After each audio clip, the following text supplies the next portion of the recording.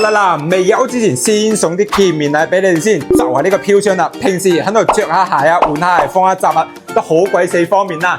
咁入去睇下先，咁呢套單位咧係89方，做到3房2廳2個衛生間嘅。咁廚房位置咧設計成 LDK， 並且係大窗，3件套都係用咗一個方太大品牌嘅。呢度嘅格局咧就餐客廳一體化，所以佢整體空間感亦都係非常之闊落，以及係精裝修咁樣去交付嘅。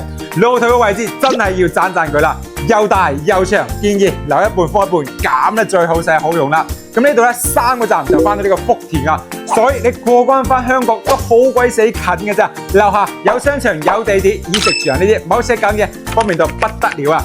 咁呢邊咧就乾濕分離洗手間啦，旁邊你可以做客房啊、書房都冇問題嘅。咁呢間房咧就會連接翻呢個露台位置，最後就嚟到主人套房啦。整體空間亦都係非常之闊落，關嘅咩啊？270度轉角飄窗，呢啲採光真係正到冇朋友。嗱，大家覺得呢套單位點樣呢？